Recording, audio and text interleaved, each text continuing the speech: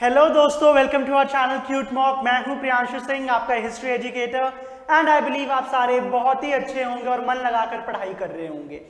ये जो वीडियो है दोस्तों, ये आपके लिए बहुत ही ज़्यादा इंपॉर्टेंट होने वाली है, क्योंकि इस वीडियो के अंदर मैं लेकर आया हूं आपके लिए 10 इंपॉर्टेंट क्वेश्चंस। बेसिकली मैंने करा क्या है कि जो लास्ट ईयर CUET 2022 में एग्जाम कंडक्ट करा गया था, उसके अंदर जो हिस्ट्री पेपर आया था उसमें से मैंने 10 इंपॉर्टेंट क्वेश्चंस हैंडपिक करे हैं और उनके ऊपर ये वीडियो बना रहा हूं मैं फॉर योर अंडरस्टैंडिंग, कि ताकि आपको समझ में आ जाए कि एनसीईआरटी में कहां से क्वेश्चंस पूछे जा रहे हैं और किस फॉर्म में आंसर पूछा गया है, क्वेश्चन पूछा गया है, ताकि आप उस हिसाब से अपनी तैयारी को कंटिन्यू कर सके। ऑलराइट, तो बिल्कुल भी टाइम को नहीं वेस्ट करते हैं एंड स्टार्ट करते हैं अपने क्वेश्चन से। तो ये जो पहला क्वेश्चन है, that paintings of Ajanta are found in which of the following regions of India। ये क्वेश्चन पूछा गया था आपसे लास्ट ईयर के CUET के एग्जाम में। ऑलराइट, अब इस अगर आपने एनसीईआरटी के को ढंग से पढ़ा है, so page number 102 thinkers believes and buildings chapter के जब आप पेज नंबर 102 को पढ़ेंगे, सो उसके अंदर एक पिक्चर दी हुई है गजलक्ष्मी की और उसके जस्ट सामने एक बॉक्स है। उस बॉक्स को अगर आपने ढंग से पढ़ा है, so you will be able to find the answer of this question, जिसमें बेसिकली ये वाला जो सेक्शन है यहां से पूछा गया है आपसे क्वेश्चन। तो आपको ये आइडिया लग जाएगा कि एनसीईआरटी में जो सिर्फ टेक्स्ट हैं उसके बेस पे क्वेश्चन नहीं पूछे जा रहे, जो एडिशनल इंफॉर्मेशन दी हुई है अलग अलग बॉक्सेस से उनसे भी क्वेश्चन आ रहे हैं, जैसे कि ये पहला क्वेश्चन ही यहां से लिया गया था।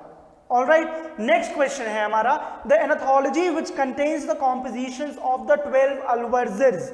और आपको 4 ऑप्शन दिए हुए हैं। ये चीज ध्यान दीजिएगा कि कई बार आपको 1 2 3 4 वे में आंसर्स दे रखे, तो आपको डायरेक्ट अगर आपको इसका आंसर लगता है कि आंसर नंबर 1 है नलायरा दिव्या प्रबंधम, तो आप सीधा उसको ऊपर ध्यान मत दीजिए, आप नंबरिंग पे ध्यान दिए कि 1 2 3 4 कौन सा नंबर होगा आंसर। ऑलराइट, अभी तो ये सीक्वेंस में है 1 2 3 4, अगर ये जंबल्ड हुए तो आपके आंसर गलत हो सकते हैं। सो मेक श्योर आप अच्छे से ऑप्शंस भी रीड कर लीजिए और जो आपके आंसर्स वाला जो कॉलम गिवन है ABCD, उसमें भी चेक कर लीजिए कि करेक्ट नंबरिंग है, वो एक सीक्वेंस में है या फिर वो जंबल्ड है। ऑलराइट, तो ये वाला जो क्वेश्चन था ये आपसे पूछा गया था चैप्टर भक्ति सूफी ट्रेडिशंस के पेज नंबर 144 से।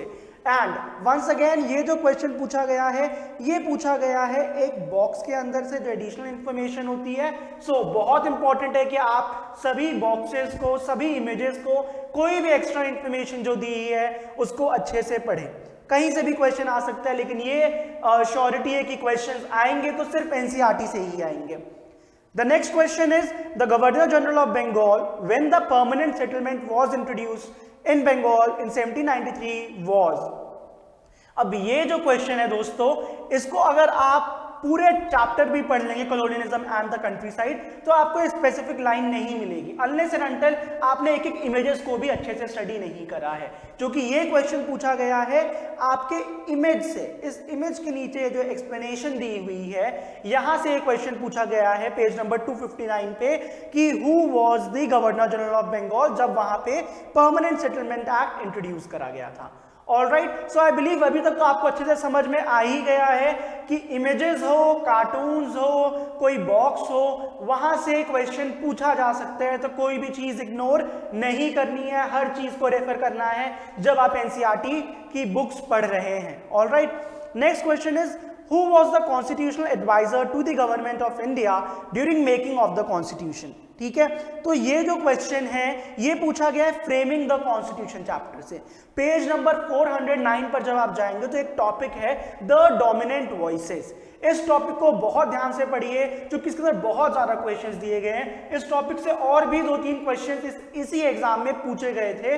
सो एक क्वेश्चन उनमें से मैंने ये हैंड पिक करा है और इसका आंसर आपको बिल्कुल इस लास्ट पैराग्राफ में मिल जाएगा। ऑलराइट, नेक्स्ट क्वेश्चन है Gandhi ji marked Independence Day on 15 August 1947 with a 24-hour fast because. अब ये याद रखिएगा कि आपको स्टेटमेंट के फॉर्म में भी ऑप्शंस दिए होते हैं। जैसे कि आप ये वाला क्वेश्चन अगर चेक करें तो ये नहीं है कि सिर्फ डेट्स या तो नेम ऑफ द पर्सन के फॉर्म में आपको क्वेश्चन पूछे जा रहे हैं। आपको कंसेप्ट क्लियर होने भी बहुत ज्यादा जरूरी है क्योंकि स्टेटमेंट फॉर्म्स में भी ऑप्शंस हैं।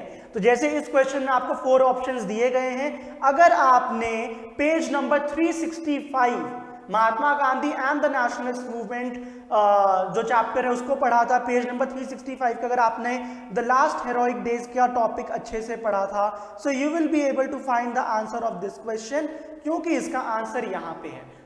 ये जो सिंपल टेक्स्ट है इनसे भी क्वेश्चंस पूछे जा रहे हैं, स्टेटमेंट फॉर्म्स में भी ऑप्शंस दिए हैं, और नॉर्मल जो डेट्स है किसी के नेम है उस फॉर्म में भी ऑप्शन दिए हैं। बेसिकली एनसीईआरटी को बेसिकली पूरा घोल के पी लेना है अगर आपको सीयूईटी के एग्जाम में अच्छा स्कोर करना है, जो कि कहीं से भी क्वेश्चन पूछा जा रहा है, एक सिंपल स्टेटमेंट भी आपके क्वेश्चन के फॉर्म में या तो ऑप्शन के फॉर्म में आपको दिख सकती है। ऑलराइट, नेक्स्ट क्वेश्चन है choose the correct chronology of the given political developments, और ये आपके 4 ऑप्शंस दिए हुए हैं। सो जस्ट रिमेंबर कि जो एनसीईआरटीज के जब एक चैप्टर खत्म होता है तो उस चैप्टर के लास्ट में आपको ये टाइमलाइंस दी हुई होती हैं। ये टाइमलाइंस भी इक्वली इंपॉर्टेंट है, इनको इग्नोर नहीं करना है।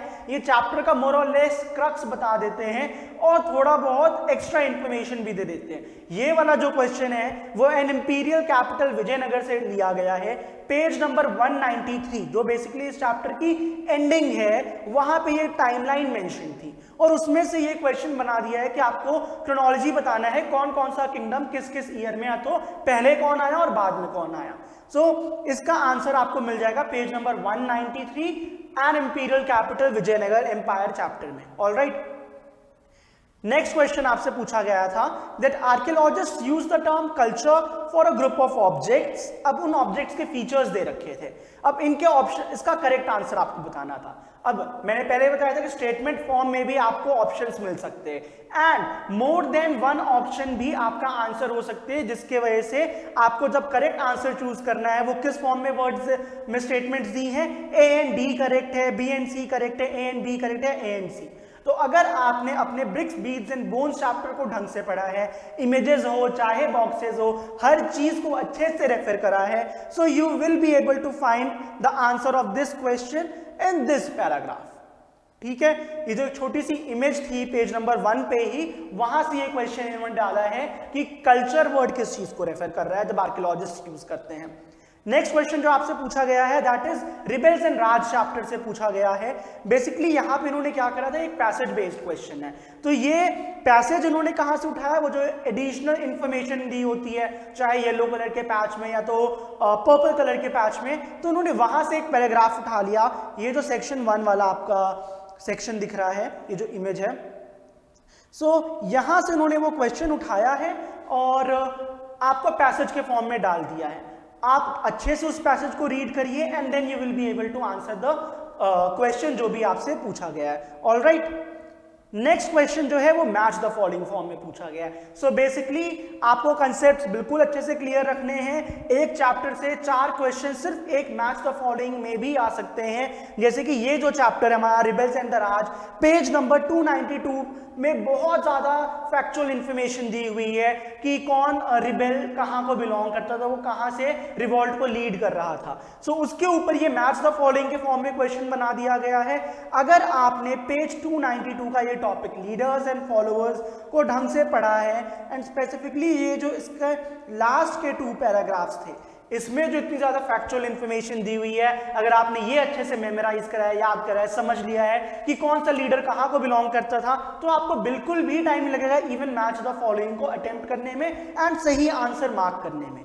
नेक्स्ट क्वेश्चन भी मैच द फॉलोइंग फॉर्म में ही है एंड ये लिया गया है आपके bricks beads and bones chapter से। अब यहाँ पे page number 3 and page number 4 पे बहुत ज्यादा इंपॉर्टेंट लोकेशंस बताई गई थी और वो किस लिए फेमस है, उसके ऊपर इन्होंने एक मैच द फॉलोइंग बना दिया है। सिंपल क्वेश्चंस भी बन सकते हैं एमसीक्यू फॉर्म में और ये मैच द फॉलोइंग भी बन सकता है। तो इन्होंने बेसिकली ये 4 प्लेसेस के नाम बता दिए, वो किस लिए फेमस है नेक्स्ट लिस्ट 2 में ये बता दिया और आपको 4 ऑप्शन दे दिए। Now you have to select कि कौन सा ऑप्शन, कौन सा लिस्ट 1 किस लिस्ट 2 को करेक्टली मैच कर रहा है।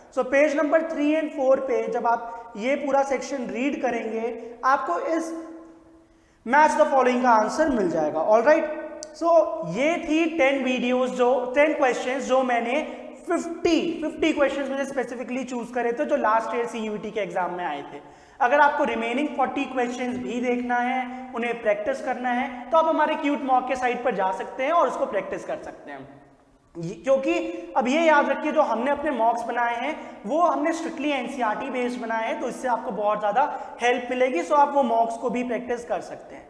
अब ये याद रखिए इस वीडियो के थ्रू आपको ये 100% क्लियर हो गया है कि जो भी क्वेश्चंस पूछे गए हैं वो एनसीईआरटी से ही पूछे गए हैं, चाहे वो किसी पैसेज फॉर्म में पूछा गया हो या फिर किसी इमेज के नीचे से कोई इंफॉर्मेशन पूछ ली है या तो किसी बॉक्स के अंदर से।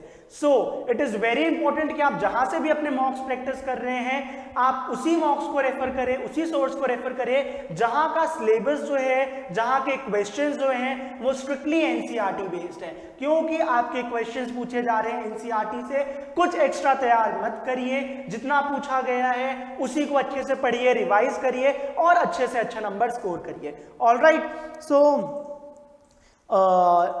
All the best for your exams. अपनी तैयारी कंटिन्यू करिए। Have a great day.